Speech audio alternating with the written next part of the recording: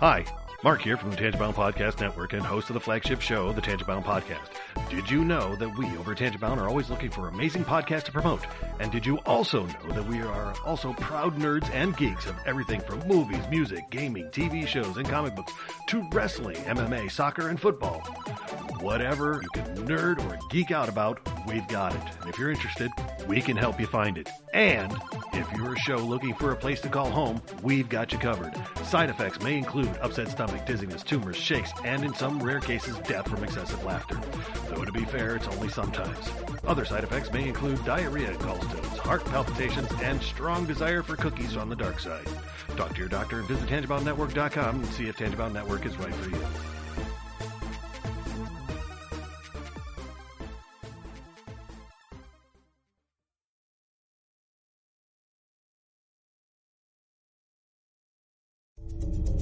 This is a Danger Entertainment podcast.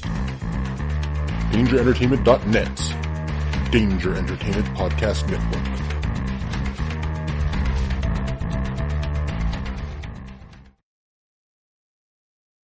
Don't worry, Toby. Just use the Force. Like in that film, you know.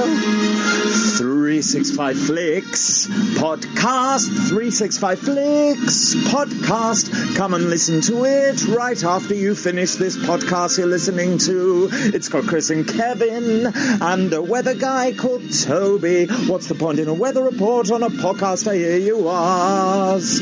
Well, there's only one way to find out. Download every episode that is currently out and listen to those bad boys right now.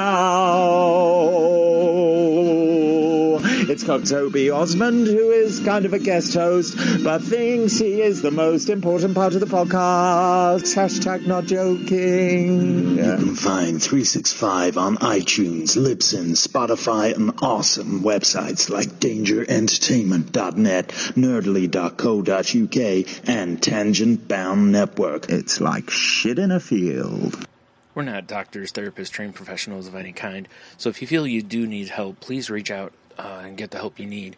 We have a whole list of things on our files page over on Facebook at facebook.com/crazylifepodcast, and or just search on the internet for the suicide prevention hotline number, or go to NAMI.org, or whatever resource you can find. But just please reach out for help if you need it. If you feel as though you're going to harm yourself or others, definitely reach out and try not to be alone.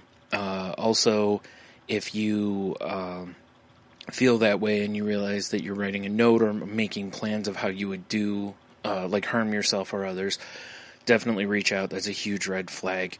And lastly, please do not replace the idea of therapy with listening to this show. Again, if you need help, please reach out and get the help that you need, or contact us. We can try to help you find the help that you need.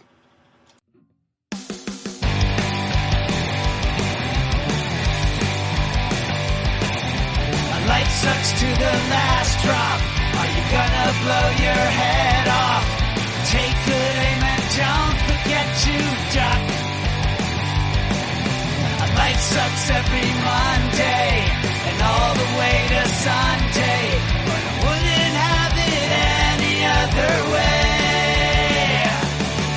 I don't care how you're doing, what's up or how's it hanging. I'd like to buy this world one last drink.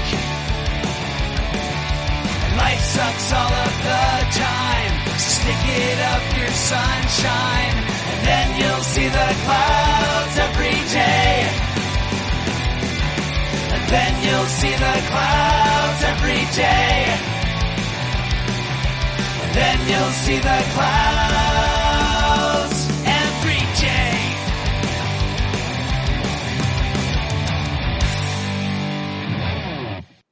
Welcome to the Crazy Life, everyone. This is our 200th episode. Yay us. Yay! We made it, guys. Not sure what's supposed to happen at 200, but we made it here, so we can take a look around and enjoy ourselves, I guess. My name is Jen. I am your hostess tonight, and with me, as always, is Brian and Hanno. Hey, guys. Lol. Hi. So what's going on? Who wants to start? I'll start. Okay. How's it going, Dano? I celebrated 12 years of sobriety on Thursday. Yay! Congratulations. So much cooler than us hitting 200. Congratulations, sir. Yeah, accurate. Thank you. It is much cooler. Yeah, and I took a much needed day off because by Wednesday, lack of sleep had turned me into a paranoid, anxious, brainless goober. Oh my. That is not fun. So bad. Mm-hmm. And I didn't realize it until Thursday. I mean, I knew I every day was bad. Just like Tuesday was just, end of the day was just bad.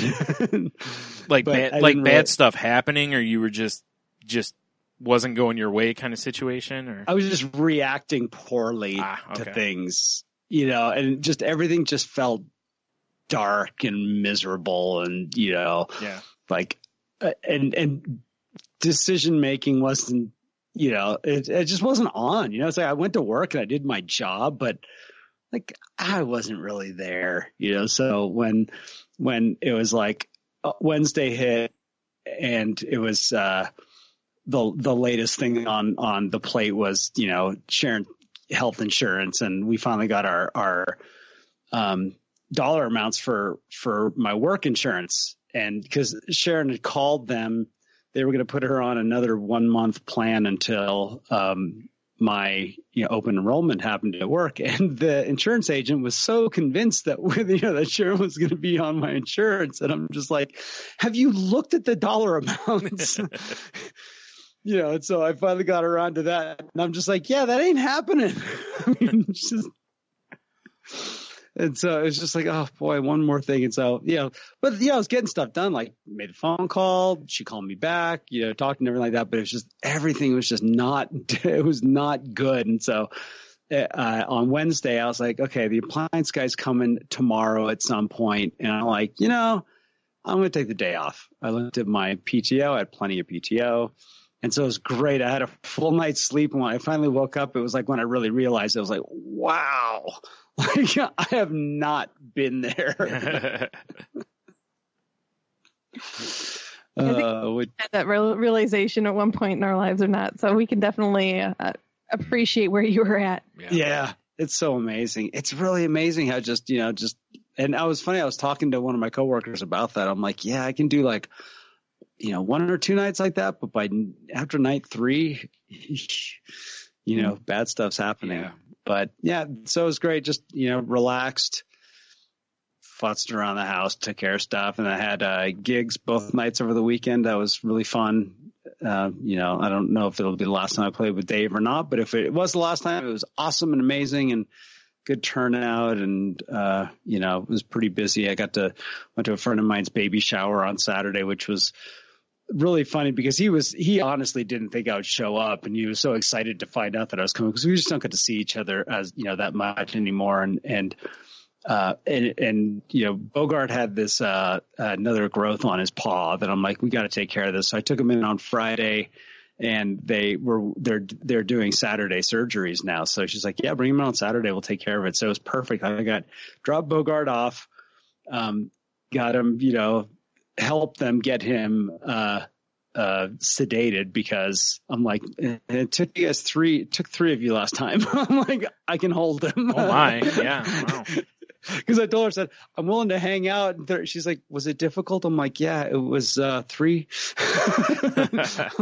Wow. I'm like,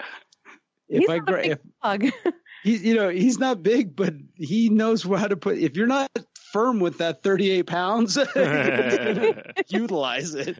Yeah. So I mean, yes, he yipped when he got the shot. I think the thermometer up the booty was worse. Right. He was like, whoa, I'm trying to move. But what was great is I had this instant out of the baby shower, and Nicola was like, I can't believe you're here. I totally would have been okay if you'd have blew it off. I'm like, no, that was Sharon. Sharon was like, no way. I'm like, I get to see your folks and chat and blah, blah, blah, and this and that. I'm like, besides, at any moment, the vet's going to call me and give me a way to get out of here. Right. Which happened. Oh, by the way, Brian, when we did, I was on Salty Language a little while ago. I brought up their baby registry. Oh yeah, right. And we talked about it on the show. And when because there's just stuff on there where you're like, is that a sex toy or is that for a baby? I'm like, I'm not sure, and it was just endless laughs. And so, Quilla's wife was like, because I'd written little notes to them, when I did the registry and I sent the gifts, I put little notes kind of joking about that stuff. And she'd read them and called Aquila right away. It was like, just they were cracking up. And I said, oh, we got a podcast topic out of it too. Nice. It was fun. It's great. Aquila's he's somebody I used to play music with, and he's sober too, and both of our sobriety, we're really tied in with each other. And ever since he not started his own business, but took over a business and started crushing it, he's been crushing it, and so I don't have much time to see him or anything like that. So it was funny talking to his dad about hopefully his because she has a daughter. And he's always, he loves kids. And so he's always wanted to have children. And so this is going to be a big deal. So hopefully he'll slow down a little bit and start working a little less. Right. But yeah, in the end, it was a good week, but boy, wow, it was rough there. I got Tuesday night. I was just, one little thing happened. It just got to me so, like, it was just hard. It hit me hard. I was just emotionally thin, like anything could penetrate. And it was like, by the time I got in the car, I just started laughing at it because it was just so ridiculous. I'm like, wow, what's going on? Yeah, at least you caught that. Like, usually for me, it would be one of those, that, like, when I get in those kind of situations, it's like, it's, how it is. It's like you walk outside and the, like, wind blows a leaf the wrong direction and you're just furious at it. How dare you blow that way or whatever, Yeah. Or you just start crying instantly. Yeah, and you're like, wow, I need to recharge. How could he do it? How does that leaf manage? You do your thing, leaf. Lack of sleep will do some crazy things. Seriously, yeah. So bad. It mess you up like nothing else. And especially, like, I've been really having to work on letting things go and just because you put in the effort to let it go and go through the process and give yourself the relief, it doesn't mean it's still not back there somewhere hanging out, just waiting for the right opportunity. Yeah. Mm-hmm. And I think some of that was that. It was a little bit of stress last week and it just kind of caught up. And then, at least, it was great to be still in my win for the week was, even with all that, I stayed in solutions. It was like, finally got, mailed off that one check to the IRS and just, taking care of financial stuff and getting everything ready. Cause that's where the main source of stress is right now, is financials. Yeah. And,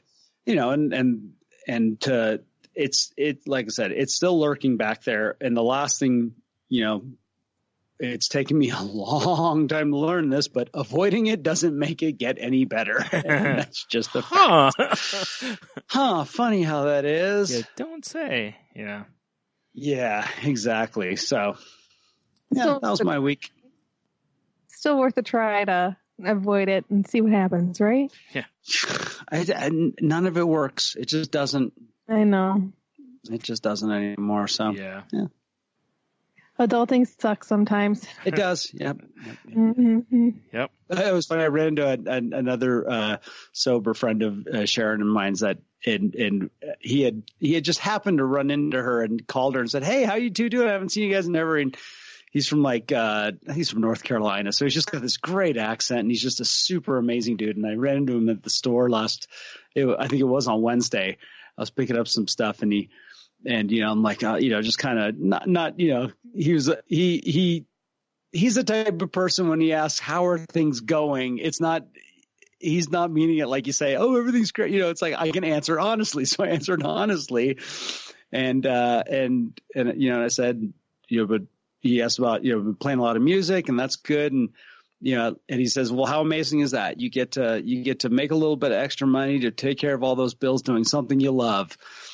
I'm like, and that's true. He's like, it's better than selling drugs. And I'm like, Boy. Well, I might consider that also. I mean, it might be better, but it's not as lucrative, Yeah. Also lower risk of going to jail. So exactly. That's the one thing. Yeah. Risk to reward. You got to look at that. That is true. Yeah, definitely. Mm-hmm. Yeah. Nice. There's my week. Like, Your Honor, I swear I was only selling drugs so I could pay off the IRS. Yeah. Good intentions? Yeah. No? All right. No. Tough room. Well. Yeah, exactly. Yeah. Oh, tough crowd. Ooh. Yikes. Well, I'll go next. So my week has been pretty quiet for the most part. We did get a swing of warmer weather through the area, which always leads to seasonal anxiety and in a little bit of depression, but mostly anxiety. I have a hard time. It's weird. Every time we have a change of seasons, my body goes through this. So it's like I know the direct cause of it. So there's nothing for me to do other than sit in it. And it gets really frustrating sometimes, but it is what it is. I know what it is, and I just have to be patient, because as soon as the temperature equalizes outside, then it'll go away and I go back to feeling my normal self. So I kind of just have to write it out, but it sucks. But what are you going to do? The worst part is it's beautiful out. So it's not like it's attached to junky weather like rain or snow or sleet. It's absolutely gorgeous outside, sun shining. You would think when I go outside during the day, no problem. It's when the sun goes down. It's at night. I have a hard time. I get anxiety attacks and I have a hard time sleeping, and it's just something my body goes through, and it's just adjusting. And the funny part is I can remember this all the way back to like high school and junior high. I mean, always having this issue. So, and it's part of the reason why I need to be cold when I'm sleeping, because otherwise I get anxiety. So it's all attached to the warmth of weather, I guess. I don't know. I've given up trying to understand this crazy body sometimes. So, but that's going on. What else happened? So weekend, Hubs decided to go up north with his mother to open up his mom's cabin, or lake house is more appropriate term for it. So they were up there. So I had the house to myself for about 3 days, which was interesting because I haven't had the house to myself for this long of time, and probably 6-7 months now. So it's been quite a while since I had some, the alone time. So it's been interesting. I handled it well. I did have to work, so that kind of broke up the day, which was good. And so I didn't really have a lot of anxiety, which is good. So that's always on the radar during that time. So when I'm left alone for too long by myself, it's always on my radar, the fact that I can't get too far in my own head. Yeah. Will own the fact Twitter helps, be it what people say about it, but it helps kind of keep me out of my own head. Mm-hmm. Whether it's reading other people's comments, whether it's talking with somebody, it does. It keeps me kind of grounded, and it works for me. So I don't know. I guess as long as it's working right. Yep. That's all that matters. Yeah. But like I said, I used to do the same thing. That was the reason I really went to Twitter more than any other social media for a long time. There was that exact reason, because I would stay up all night and I'm the only one awake. So that gave me someone to talk to. So I wasn't just sitting there ruminating. Exactly. What's And that then word? Yeah. Ruminating. And then, so I did go on that in-person interview last time we talked. Turns out they ended up going with an internal candidate, which is fine. But they liked me so much that they offered me a couple other opportunities to apply for. So I took them up on that, and I applied for one of the other positions they suggested for me. And I have another in-person interview next Tuesday. So we will see how that goes. And I also had a phone interview, and the phone interview went very well. So hopefully I will get an in-person interview out of that. And the fun part is this will be the second time interviewing at both companies. So, which is the cool part is that they really like me, obviously. Or they must anyways. They really like me as an individual, which is really cool. It's just finding the right fit between me and the job. Yeah. And I appreciate that a lot about both of those companies. They're both larger companies in the fact that they value the fit of the person to the job a lot. But that stands out to me as a really strong company. So hopefully, fingers crossed, we'll see what happens. And I'm getting more comfortable, which is a good thing. And the more interviews you go on, the more comfortable you get. And just kind of see where that goes. Nice. So that's been my week. So how about you, Brian?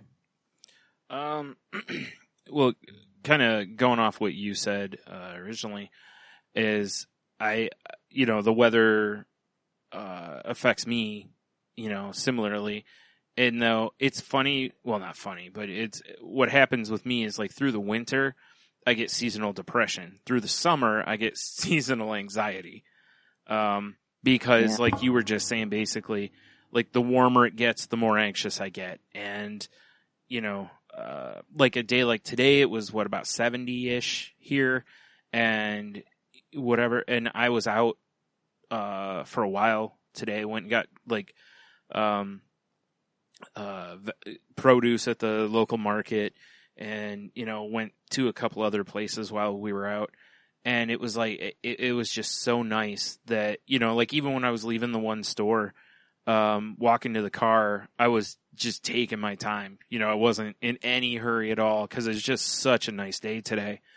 Mm-hmm. But I don't know if anyone can tell or not, but it's like I've been congested all day. And kind of like, I kind of feel like I'm going to have a headache, like a sinus headache.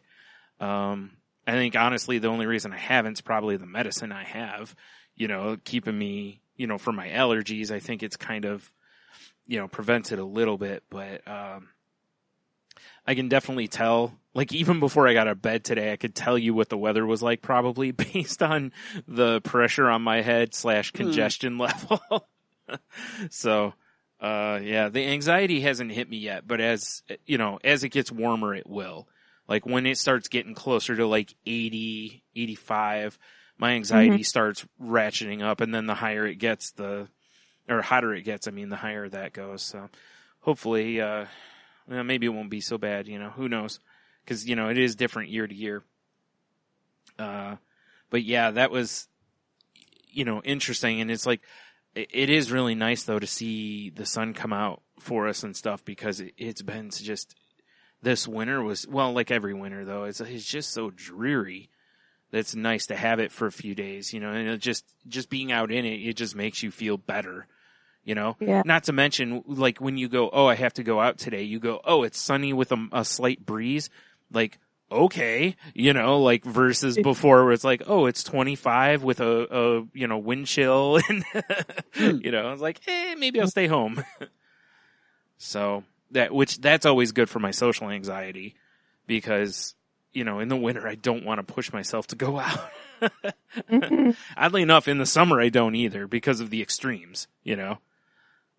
But whatever. This, earlier, in the week, last week, I went to, what was it, Tuesday or Wednesday? I don't remember which day it was now. But I went and donated blood. Which was the first time I've done that. I swear I did it before, but I'm not in their database. So either it's been purged or I never did. So Fair enough. Like, yeah, I remember doing it, but maybe it wasn't through the Red Cross. Maybe it was through some other, maybe it was for something or, to a different drive or something. I don't know. Anyway, they had one at a fairly local, school.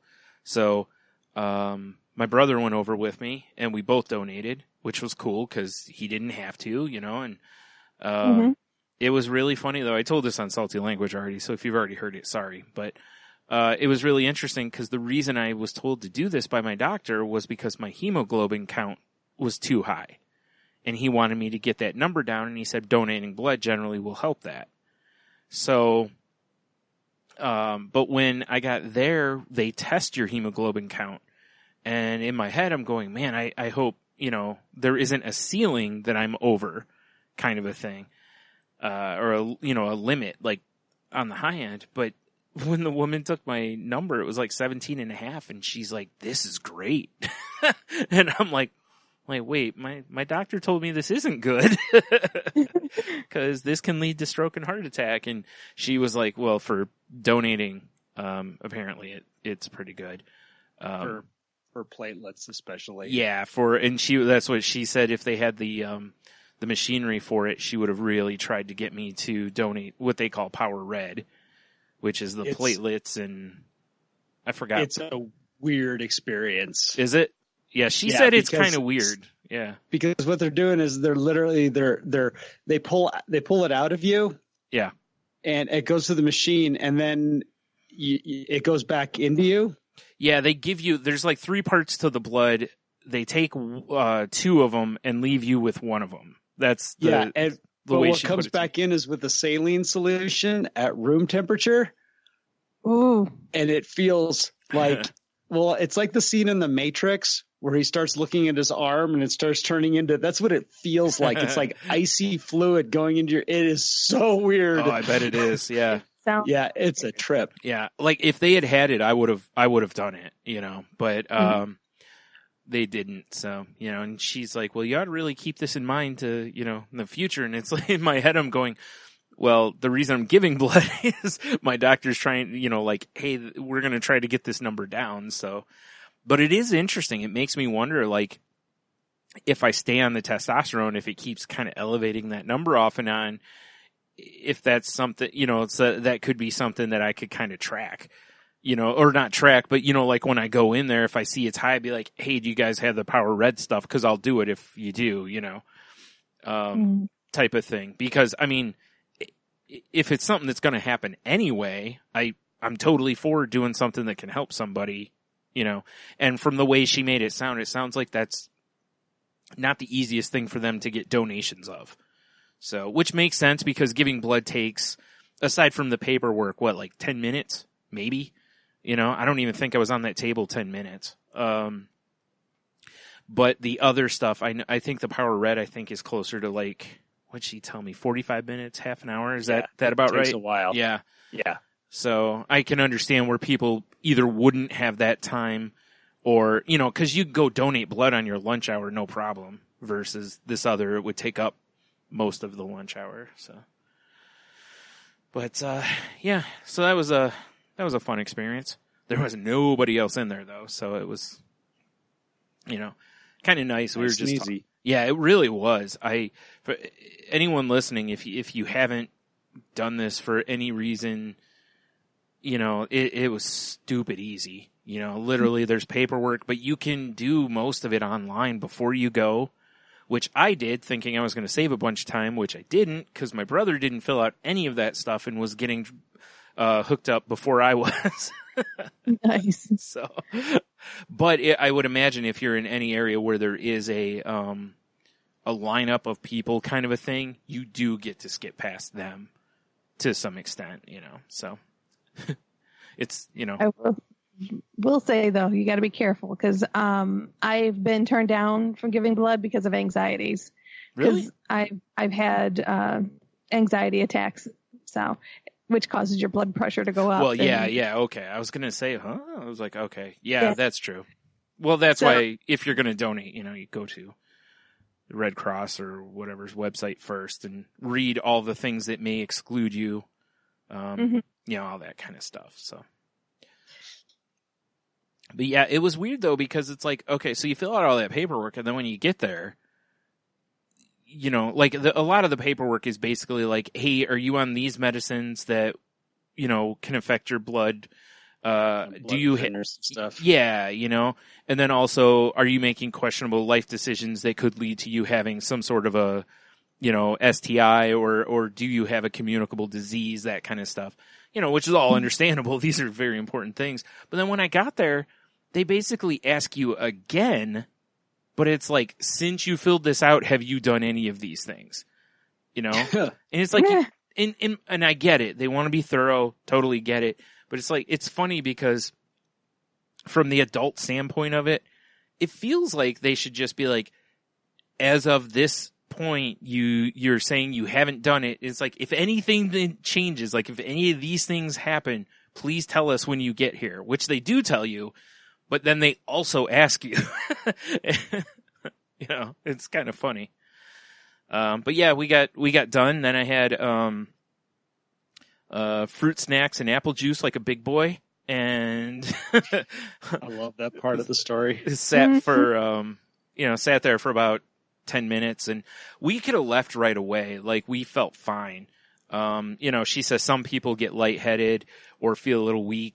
I was totally okay, and I barely ate anything that day. So what was interesting was about 20 minutes after we left, I was starting to feel a little hungry, and I looked at my brother and I'm like, I need to eat now. And I was like, 'cause I feel like there's just like, it was, I don't know how to explain it, but it was just like, I could tell, it's like, I need to replace what I just lost, kind of a thing, So, and once I ate, I felt a million times better. And I don't mean this in like a blood sugar kind of way. It wasn't anything like that. It was just like my stomach was like, yo, you just lost blood stuff, so you need to replenish that, and I'm hungry. So, like, okay. But, yeah. When I was at work, people would be giving, on our lunch hour, the Red Cross would come to our workplace and we'd give on the lunch. We had people that would race. So, something to keep in mind maybe for next time for you and your brother. They would get hooked up at the exact same time, and they would see who could get done faster. Mm-hmm. So, no question with us this time. Next time might be different, but because of my hemoglobin count being higher, I'd lose because my blood's thicker. So it's going to take longer to... But there's different things you can do, like pump your fist and... yeah, I know. Yeah, or drink a lot of water ahead of time.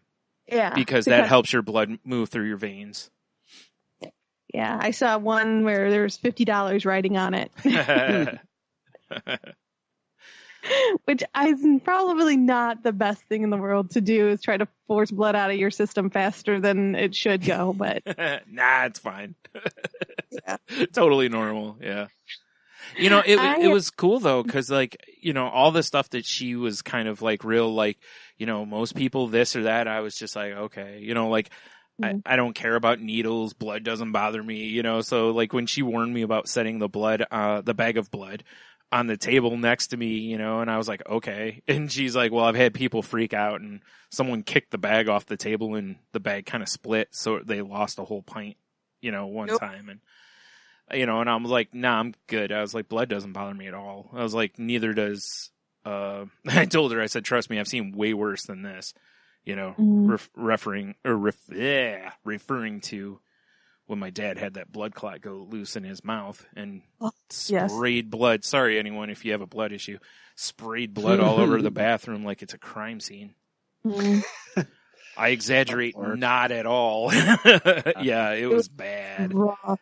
And it was really bad. I did clean that up multiple times. So, after doing that, it's like, and I've cleaned public bathrooms. Once you clean a public bathroom, it's similar in ways to, not quite as bad, but it's similar to being a parent as far as the diaper duty goes.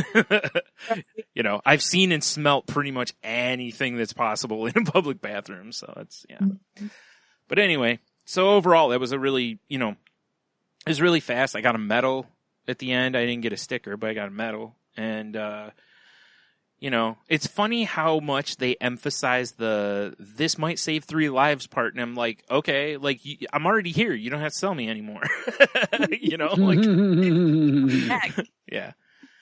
You know, and realistic, like, I was doing it for selfish reasons, but on the other side, it was like, well, it's win-win, you know, because, you know, this should help me as well as, you know, whatever they get helps them or can help them, however you want to look at it.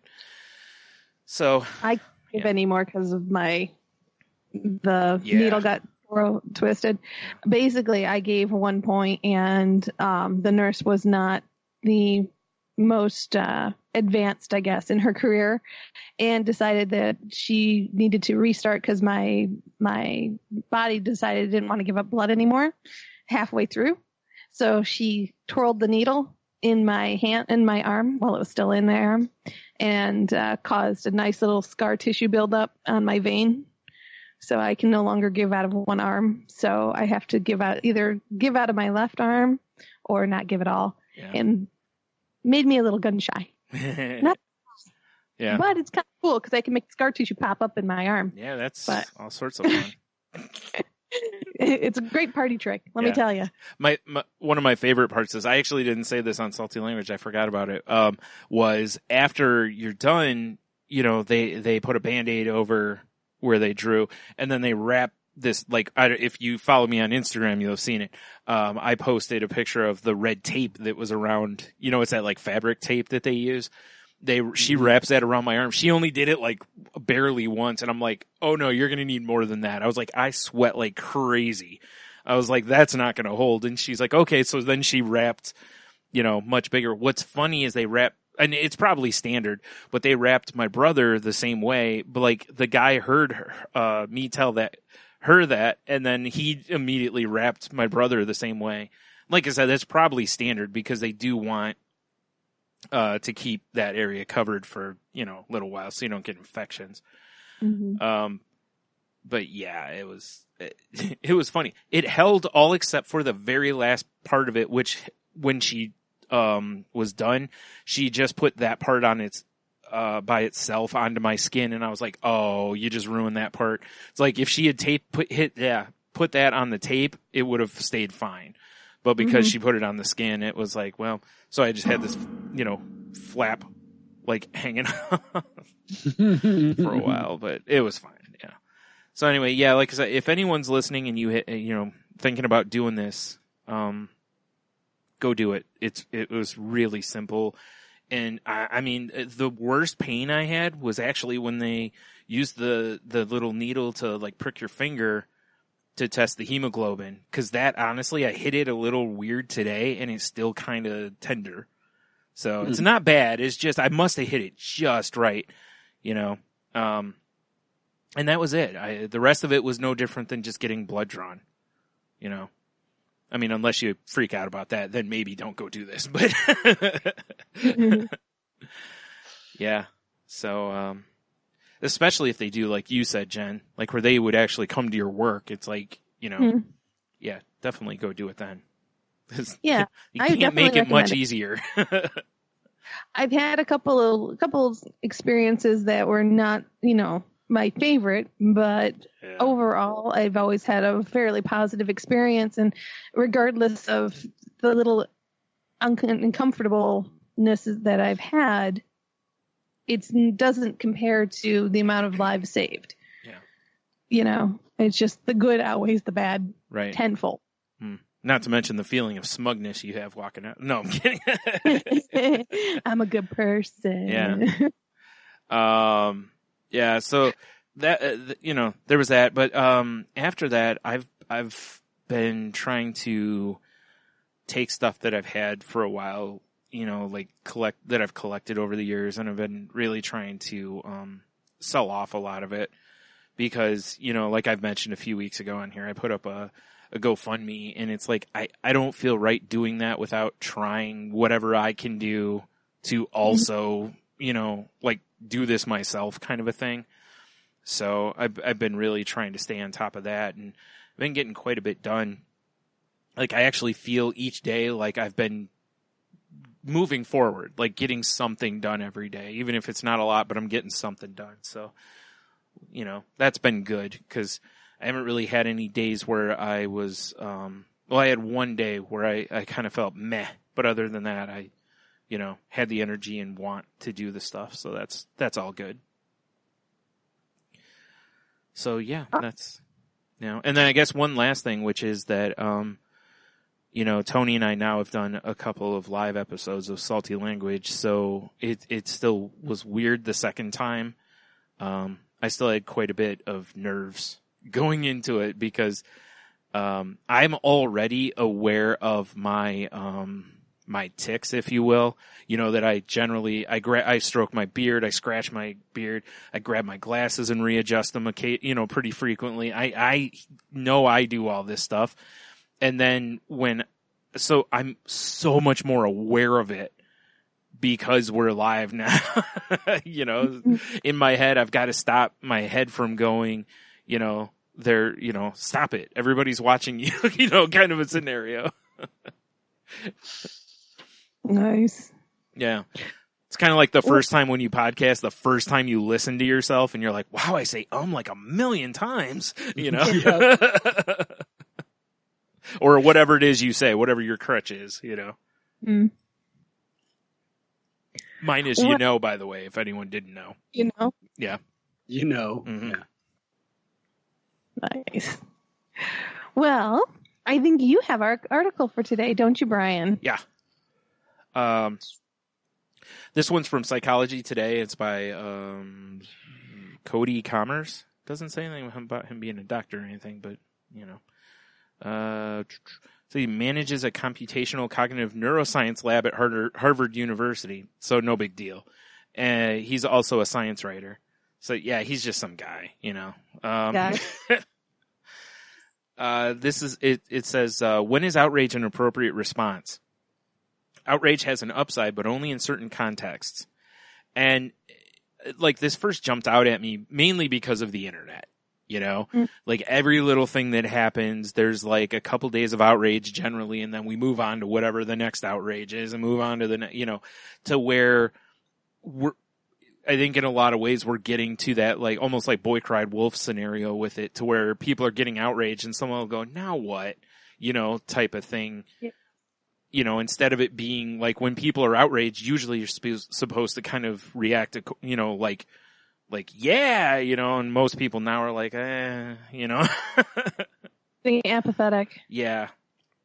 Not always, but in many ways. Or like I said, after like 2 days, nobody cares anymore. So, I'm just going to read the thing here, basically. You guys can stop me if you need me to. Several hours after the announcement of the 2018 Heisman Trophy winner, Oklahoma's Kyler Murphy, a report dredged up a series of tweets from the spotlighted young athlete's past. The tweets, posted when Murray was around 14 or 15, used a homophobic slur not unprecedented in the usage of teenage boys. This caused the internet to erupt in its usual response, moral outrage. People called for Murray's Heisman Trophy to be taken away and for his multi-million-dollar professional contract to be rescinded. Neither of these proposals came to pass, but it showed the cliff's edge that any public figure is liable to be pushed from by an angry mob in the digital age. Social psychologists have begun to study cases such as Murray's and address the role that moral outrage plays in today's society. A recent series of articles penned by psychologists Victoria Spring, William Brady, and their colleagues at Harvard, Yale, and Penn State engaged in a debate on this topic. One side argued the moral outrage is a positive force because it mobilizes people to engage in beneficial collective actions. They give an example of 14-year-old boys may, for the first time in history, think twice now before shooting off a homophobic tweet. The other side argued that any possible benefits don't outweigh the cost of overreaction, like such as should we really be worried about some 14-year-old's tweets when there are bigger problems in the world. What the researchers agree on is what is happening. The contention comes with whether it's a good thing. Well, something that happened, actually, I don't know if you guys are aware of it or involved in it or anything, but on Twitter, there was a flood of tit picked, for lack of a better word. Oh, geez, yeah. Yes, I believe it was. Anyways, it was last week. Mm-hmm. And it was because somebody made a comment, at least from what I'm understanding, somebody pretty big in the Twitter world made a comment that against women, and women were doing this as their way of saying, we're here, this is our bodies, we'll do what we want. Oh, wow. Okay, actually, this isn't what I thought you were going to talk about. Okay. Yes. So they were doing it as kind of a protest against them saying, against the gentleman that came out and saying that, I believe it was even about heavy people. Okay. Making a couple things mixed up, but there was a couple comments being made about fat shaming and body shaming, and women, who show their bodies are not the same caliber as women who don't. Yeah. That type of thing. Basically, for lack of better words, slut shaming. Yeah. And women came out in force and said, screw you, my body, what I choose to do with it is my choice. And it is not a reflection. Your opinion of me is not a reflection of who I am. It's your opinion. Mm-hmm. And, whether you agree or disagree, not really the point behind it. The point was to have an opinion, and they were trying to get the outrage behind it. That was the point, is to push people to have an opinion, to take an action, whether you wanted to or not. It was up to you, type of a thing. Yeah. But it was just very interesting to kind of see that on a social platform, and there's still some outrage behind it. Oh yeah. Yeah. People befriending each other and people not friending each other because of it. Taking very different sides to it. It was very interesting for sure. Yeah. Well, the one I thought you were going to talk about, and I'm only bringing it up because it's in this vein as well, was there was a guy on Tuesday that posted, he posted a thing that said, hey, to any women who want to basically, show their boobs off, for, Tuesday. I'm not going to use the whole term because we're trying to say PG. But anyway, for a Tuesday, he said, anyone who wants to do so anonymously, send me the picture. I will post it on my timeline. That way you don't get any of the judgment, whatever, right? And I've had guys ask me for that too. Yeah. I mean, the actual accounts that are set up for that. Yeah. So anyway, this guy got barbecued by people because everyone's calling him a creep and all this stuff. And I listen, I'm too far removed from it to really have an opinion on this. And also I don't really care. I'll be honest. Okay. But anyway, there were a lot of women, which I understand, were saying, that since it's anonymous, there's no proof of consent, which is an understandable point. Yes. And one person was like, it wouldn't be so bad if we had proof of consent. And then, one of the women who had sent him something was like, well, mine had my permission.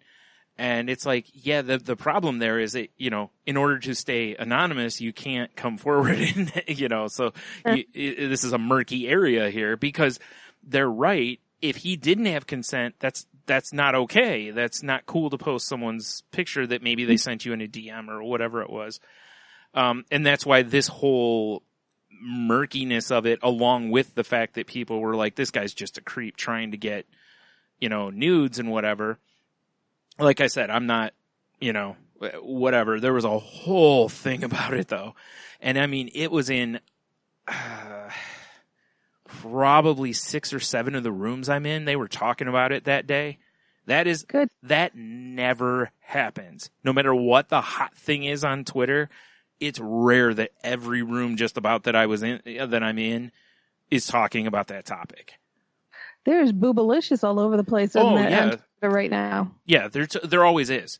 It's just a matter of who you follow and whether or not, there's all these different lanes of Twitter, there's that people hang in. And if you veer from your lane into a different one, you'll find way different stuff. Mm-hmm. So the algorithm changes. Uh-huh. Oh, totally. Your algorithm changes, you know it. Yeah. I mean, it's very blatant, the fact where you're at on Twitter. Yeah. You can really, you craft your lane is what happens. Yeah, you really do. You really do. And what you choose, it's a choose your own adventure, folks. Adventure's a good word for it. Because choose your own adventure. Sometimes you think you're going down like, hey, it's a little on this area. Next thing you know, you're like, whoa, too far. It's pretty simple. You feel like, you feel like you're lost in Alice in Wonderland. Yeah. Yep. No, I ate the wrong cookie. I'm sorry. Yep. And it's, but yeah, anyway, so that was the example I thought you were going to give, because that was the same thing.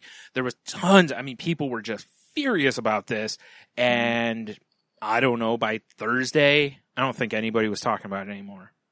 Yeah, it goes by so quick. That's what I mean. They move on to whatever's new, Mm-hmm. But like you said, tons of people unfollowed other people who supported him. There were women and guys both coming out in his defense saying, hey, I know this guy. He's not a creep. He's really doing this for the reason he said, that's why I said but you don't know, because it's the internet, and people can think they know you, but they don't really know you, because they only know what you've given them of you, Sure. So. But that could be said of any point, anybody. Yeah, right.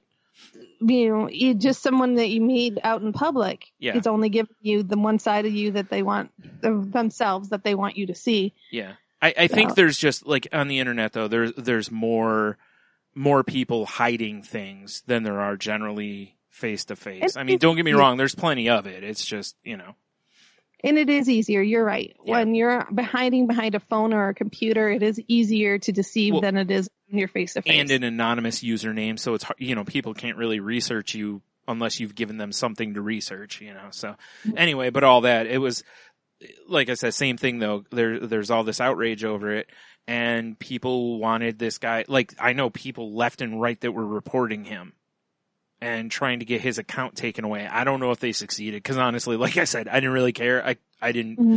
I went back later only to see if anyone, if he did it, or if he just was like, you know what, this isn't worth it, kind of a scenario. And he posted, so which I'm sure kept the firestorm going for a while. Right. But that was it. After that, I was like, yeah, I'm done with this. The rooms I was in, people were talking about it, and I was like, someone says, I'm like, I don't care. I'm like, you guys have known me long enough to know one thing I don't do on Twitter is engage in the drama. I try to stay as far away from it as I can. Now, another situation of moral outrage and public outcry was the whole Momo thing. Yeah. Which, you guys familiar with the Momo situation? I am, yes. Yeah. I remember. Basically what happened was there was for lack of a better term, are you familiar with the kids game like Bloody Mary, where you stand and you look in the bathroom mirror and you say Bloody Mary 7 times and she'll appear behind you? And like little wives' tales and little things that kids used to do to scare themselves. The kind of thing that Candyman was based on? Yeah. Yes. Yeah. Exactly. Yeah. The whole Candyman thing. Or Beetlejuice. So, take your pick. It's all the same concept. Yeah. All that stuff. Yeah. Well, this was a similar type of a thing where it was embedded into YouTube videos was this very scary image, supposedly anyways, this very scary image of this woman-like creature with a beak, bird beak, and big bulging eyes and like real scraggly hair. And it was encouraging kids to do things like commit suicide and hurt themselves and hurt others. But it was all embedded into YouTube videos and the ones that your kids watch. So parents. Really quick, I want to step in because it wasn't. It was a hoax. Okay, I just wanted to make sure that was clear. It was a hoax. People thought this existed, but it actually didn't. And it's been disproven by Snopes and various other stuff online that are, considered reputable sources as far as this stuff goes. And it was my co-host of Shake the Sheets is the one who brought it up to me. We ended up talking about it on one of our shows because his daughter came to him and says, "Daddy, I can't watch YouTube videos anymore because they'll kill me." Yeah. And she's like 5 or 6, I believe. And when she went to him and said that, and that's got him picking up on the whole situation and seeing how, it just went crazy viral and everyone was freaking out about it. And there's tons of memes about it now because of how viral it was and how once it giant hoax. Yep. It's interesting though, cause you mentioned that because, I didn't even think about that edge of the outrage part, but it's the same as those Tide Pods thing. Yes. Like so many people are like, all the kids are doing it. It's like, no, actually look up the numbers. Very few actually did. And most kids were not. They were probably making it up or pretending because we live in a YouTube society, and that's what people are trying to do now because they see all these YouTube people or Instagram people getting paid to do nothing. or act just stupid. Not that they didn't in our day, because Jackass exists. So, that. But it was just, that's what most of it was it was just that stuff. And, it's what this really comes down to me is as soon as a story catches, like, Facebook is a dry, open, grassy field. If any match is dropped in there and it ignites, it's huge. Yes. And, and that's where it comes from most of the time. You don't see stuff like this generally starting on Twitter. It's generally on Facebook because people will blindly click share on anything on that site. So anyway, enough of me ranting about how terrible Facebook is. And that's without getting into the data breach stuff and the stealing of secure informations and whatnot. But anyway. All right, where was I? The basis of moral outrage comes from people's differing sets of beliefs about right and wrong. Social psychologists call these moral norms, as in what you normally expect someone to do if they're acting morally. Moral outrage is a response to someone else violating these norms. More than mere rage, it is a mix of anger and disgust. A potent emotional combination, like someone cutting you off in traffic while you smell rotten eggs.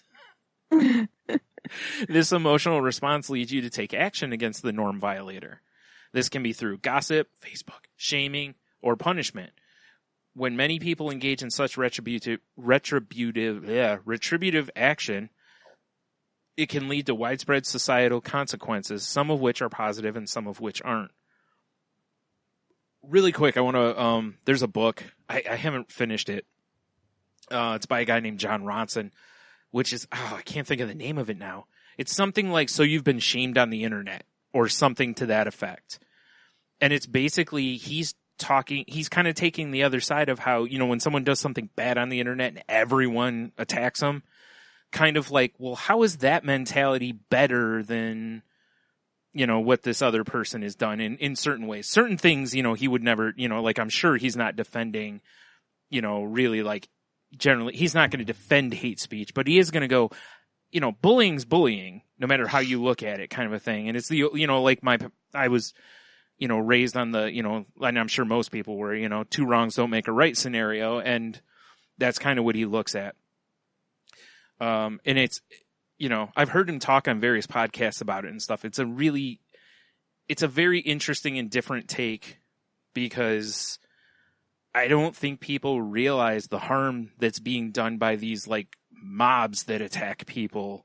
Mm-hmm. Like I was saying about that guy, whether he's innocent or not of, the scenario I gave, it's like, you've got a ton of people going after him or they're telling their followers to go after him and, type of thing. So in the end, it can become a real nightmare for somebody who, you can judge, I guess, but, whether they do or don't deserve it. But anyway, so that book is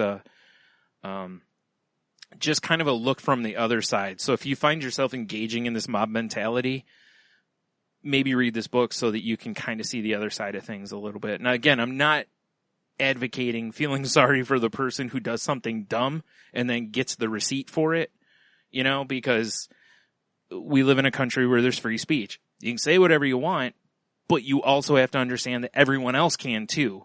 So, you know. There's always consequences. Yeah, especially on the internet now. I mean, that is the move, is if someone does something that the moral norm doesn't agree with, it's a broad sweeping, let's get, you know, basically ruin your life scenario.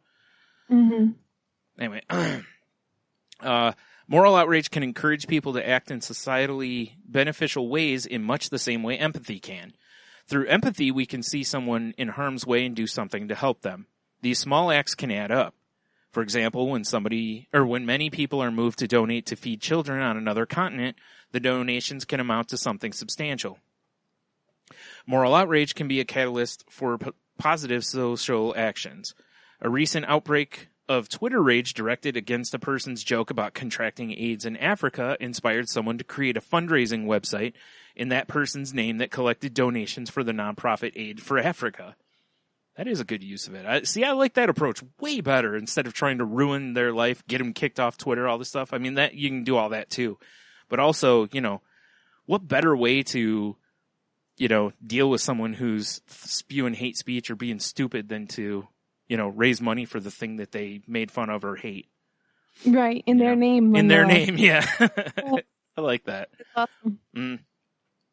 Reminds me of Married with Children, where Steve and Marcy, the one time they give Al for his, was it Christmas? I think it was. They donated to like a feminist group or something in his name.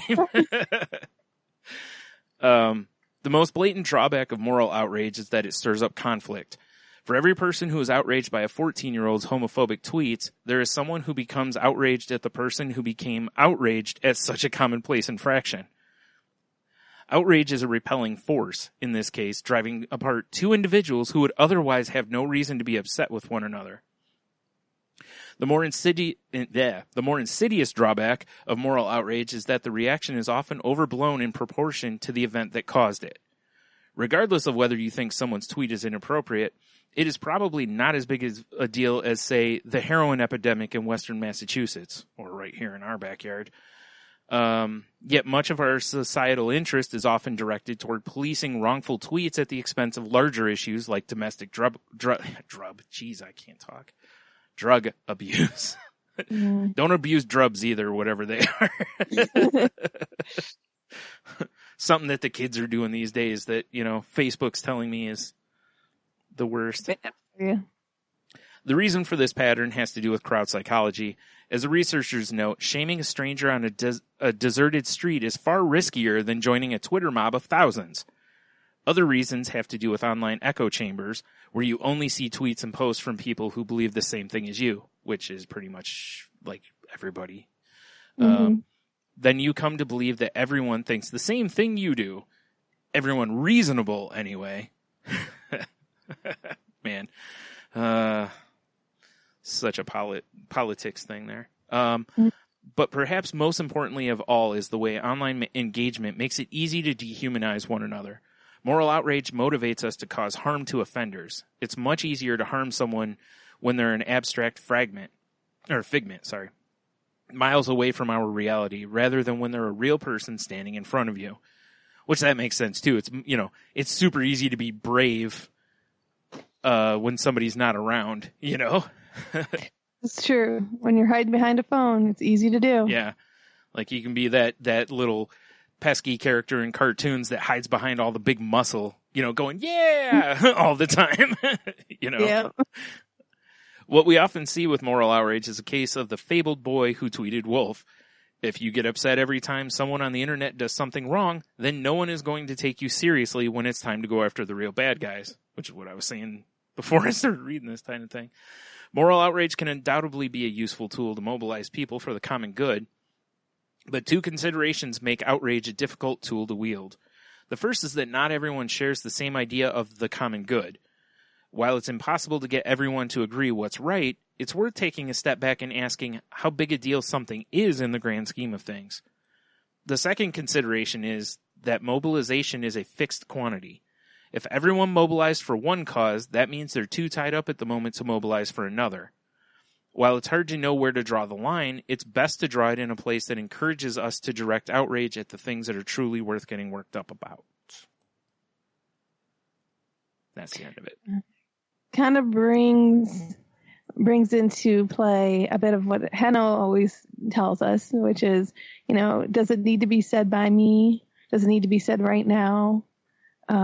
I can't remember what the third one is. It's not coming to my head. It doesn't need to be said. Yeah, just said it all. Yeah, I should know that one. Does it need to be said? Does it need to be said by me? And does it need to be said right now? I know this, but it's definitely something to always question and always ask yourself.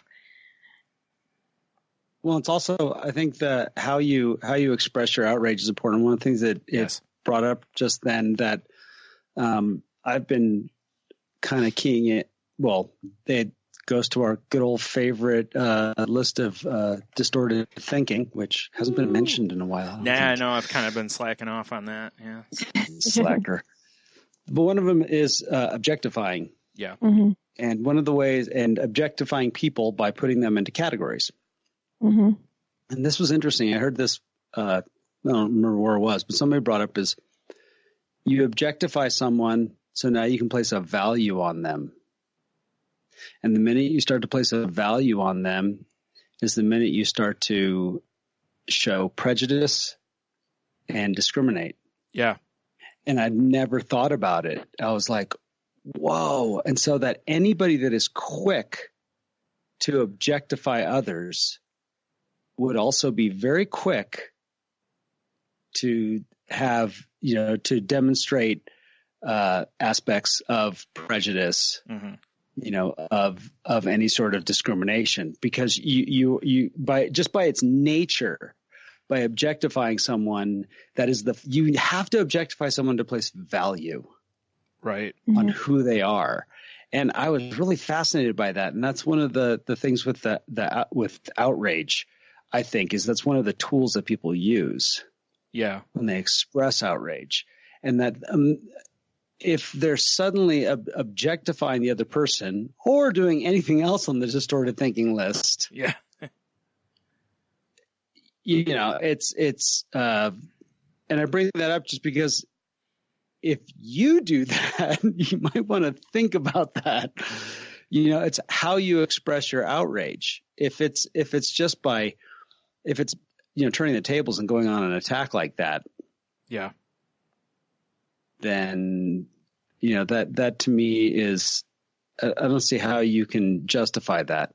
Mm-hmm. Yeah, that was something I wanted to point out too, because it's one of the reasons I like the comment that was made about, the person starting up the money drive, in that person's honor in there, that it's like, I think this is something else too, is it's like, okay, if you're outraged, cool.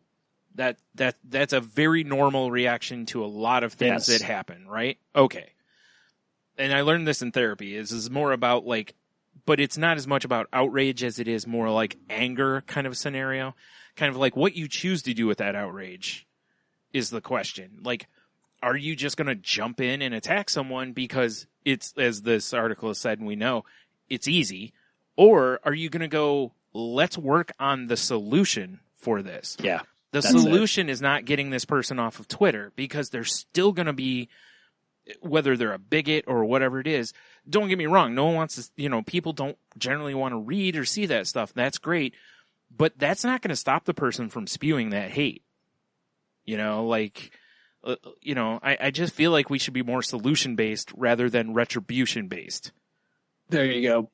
That's a good idea. Yeah, that's a great point. Because like I've said earlier, it's like two wrongs will make a right. Okay, they said something terrible, you said something terrible back. Who's better? Yeah. It's it's hard. And like I said, I'm not defending, hate speech in any way, but it's just like, instead of spewing hate speech that's just different hate speech, it's like, oh, well, if I call him this and this, it's not as bad as what he's calling. So it's like, isn't it? I mean, it's, a lot of times it's splitting hairs. And, so, like, I think a great example of that is when someone does when there's outrage over, let's just say, something that has to do with reproductive rights. Yeah. And you can either go on the attack or you can go donate a ton of money to Planned Parenthood, which is what happened. Yep. And that to me is that idea of getting into a solution is you're not going to change anybody's mind directly. Right. So then look at what they're saying and support the other side even more. Yep. That's I really like that move, and it's just the more as I get older and the more I think about it and stuff, it's like I'm more that way. Like when people get really mad about a topic or something like that in my head, a lot of times, like I've been asking, and I'm not going to get too far into this, but it's like, clearly there's a very divisive political environment going on. And when I hear people express outrage, whichever way it is, I always ask first, do you vote? And if they say no, my next question will be, are you going to vote? Because if you're that outraged, let that be the catalyst for you voting, because that's the only way we can make any change in that situation. And that's the kind of thing, rather than just go, and just agree with them. It's like, okay, well, you got to at least do your part first. I've seen a lot of activists from like the 60s and 50s talking about how people today don't really do activism. They just spout outrage on the internet and then they just move on to the next thing. And they were like, meanwhile, like I've seen some that were African American ones fighting for civil rights. They're like, we had dogs turned on us and hoses and, police coming after us. And they're like, all these things happening to us. And they're like, now they just want to hide behind Twitter. It's like you have to get out there and make a change. And I don't mean any sort of violent change, but, whether it's protesting, voting, however it is, you have to make yourself heard, within the realm of societal rules, I guess, but like don't break laws. I'm not encouraging that. But it's so easy to get carried away with this, especially when you're crowd surfing mob mentality, like it's so easy to get carried away with stuff. And I think like the example I gave about the guy on the internet, normally like my feeling would be with that guy, it's like, just block him if you have that big of an issue with him, I agree. That's what the block button is for on Twitter. And that's what I do. If someone really bugs me, I just block them. I just don't give anybody that power over me to where they're going to make me mad for a week or a month, or I'm going to keep responding to them. I saw somebody earlier today that they posted a joke on Twitter and someone responded basically with a well actually kind of comment, which nobody likes, like nobody ever likes the well actually comment. But so their response was snarky to that person, which led to another snarky response, and this just kept going. And I'm like, what are either of you accomplishing here? Like, even if the other person finally is just like whatever and stops, it's like, okay, you won what? A stupid internet argument that has no bearing on life. It's like, wow, what a victory. So like I said, just, don't give people that power over you. That's just not worth it. Just move on. Just block them and move on. So much easier, Well, and what you end up losing so much by engaging. Yep. You really do.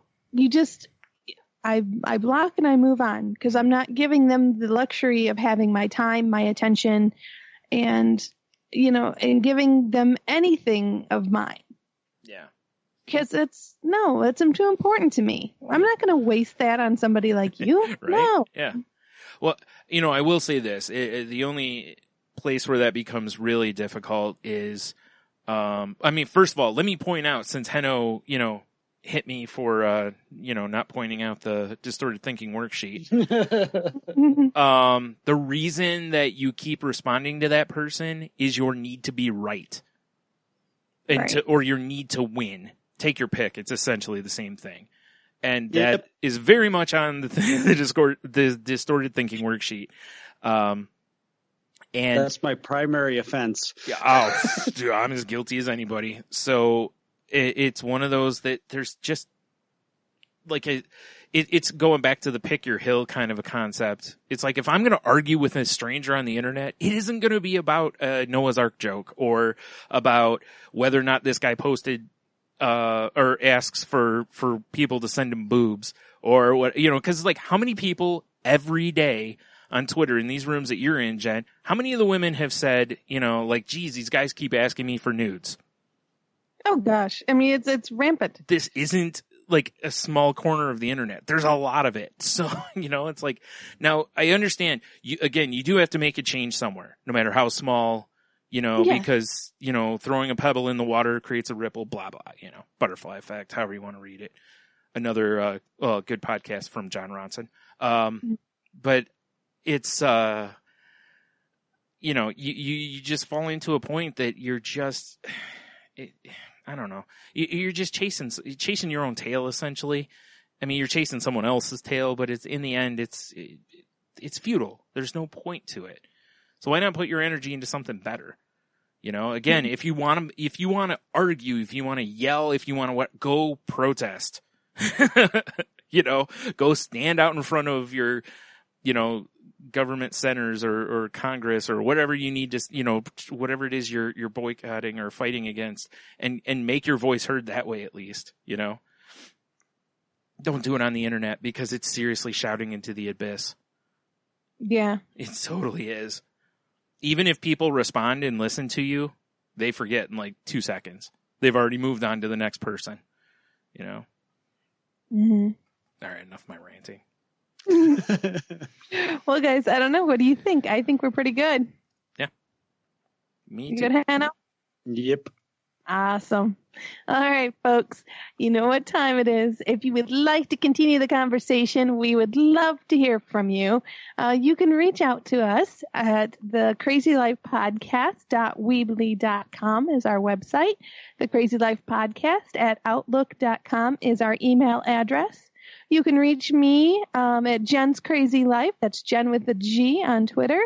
You can also, if you want to hear more from me, you can check out my other podcast, Shake the Sheets, at shakethesheets.com.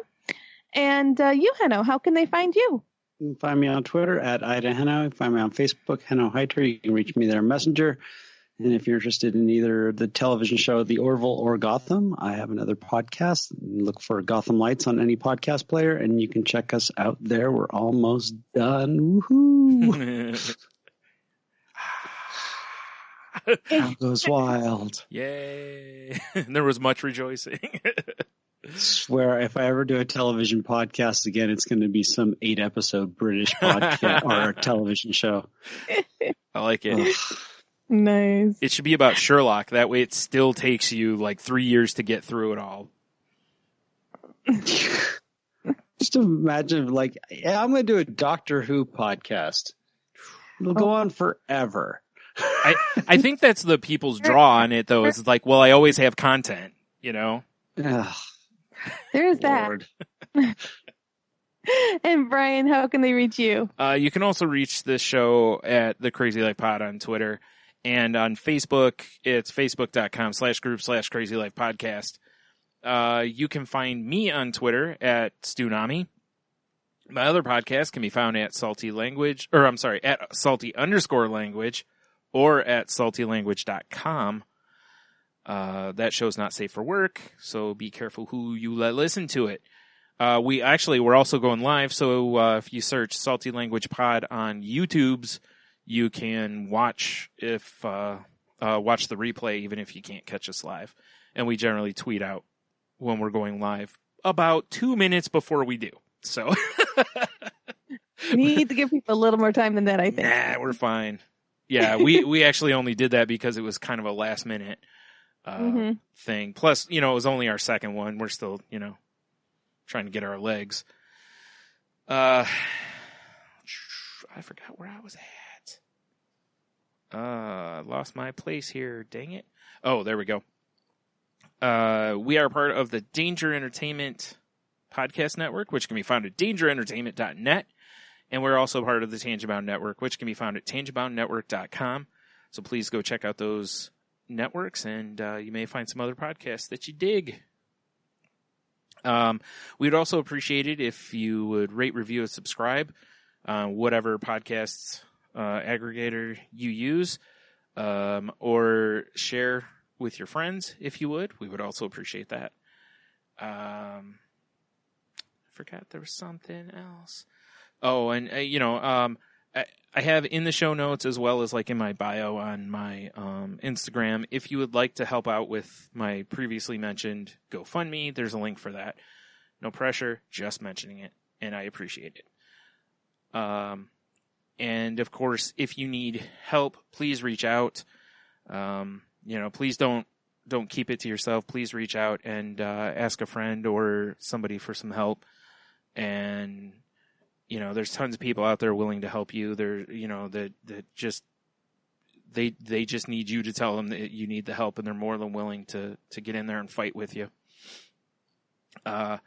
Also, check on your friends, make sure they're doing okay, especially if they're going through, a recent rough patch or what have you.